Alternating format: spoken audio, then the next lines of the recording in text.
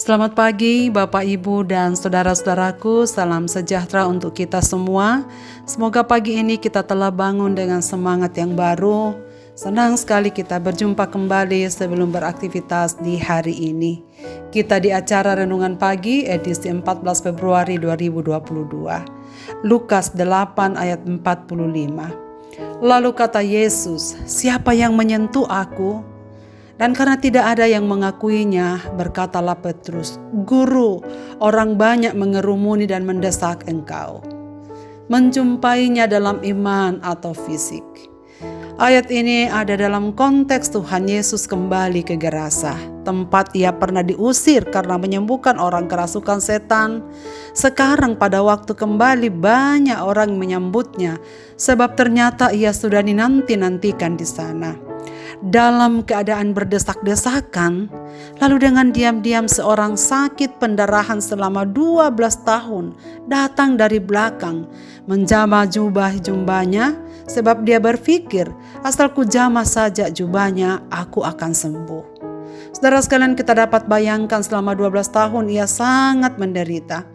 Bukan hanya secara fisik, tapi juga penderitaan mental. Ia sudah memendam rasa malu yang sudah sangat lama. Ia sudah berobat sekian tahun. Bahkan dalam Markus 5 ayat 26 disebutkan bahwa perempuan ini telah menghabiskan banyak uangnya untuk memperoleh kesembuhan. Namun tak ada yang dapat menyembuhkannya. Malah hasilnya makin buruk. Selain itu 12 tahun dianggap perempuan ini najis dan tak boleh masuk dalam rumah ibadat. Sebab dalam keadaan tak bersih menurut aturan Imamat 15 ayat 15 sampai 33. Darahnya terus-menerus mengalir telah membuat dia tak dapat menikmati hidupnya yang baik. Ia merasa tak berguna dan tak berarti. Saudara, itulah sebabnya secara diam-diam menyentuh jubah Tuhan Yesus. Ia tak berani datang secara terang-terangan pada Yesus, sebab ia merasa tak layak untuk menjamah jubahnya sebab ia najis. Tetapi ia punya iman luar biasa. Asal ku jamah saja jubahnya, aku akan sembuh. Betapa kagetnya saudara sekalian, karena apa yang ia lakukan ternyata ketahuan. Apalagi ketika Tuhan Yesus bertanya, "Siapa yang menyentuh aku?" Ia pasti punya pikiran Yesus akan marah, sebab Yesus orang Yahudi dan ia tahu aturan yang berlaku. Namun di luar dugaan, Yesus memanggilnya dan bertanya, "Siapa yang menyentuh jubahku?" Saudara, pertanyaan ini Petrus anggap sebagai pertanyaan yang bodoh.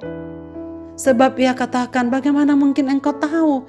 Ini penuh sesak, kita sedang berdesak-desakan. Banyak orang." Tapi Yesus mengatakan, "Saya tahu ada yang menjamah karena ada yang keluar dari diriku." Saudara-saudaraku, pertanyaannya bagaimana dan apa sebabnya Yesus bertanya secara terus terang? Bukankah ia maha tahu?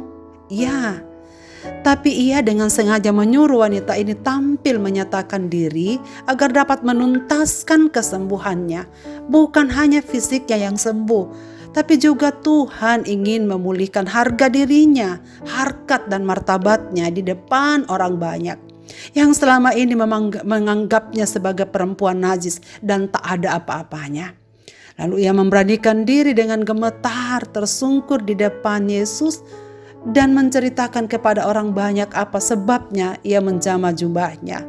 Sangat luar biasa Bapak, Ibu dan saudara sekalian.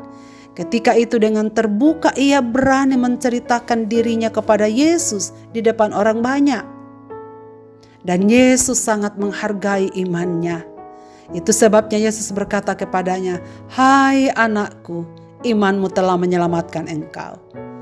Perkataan yang lembut penuh cinta kasih, hati seorang bapa.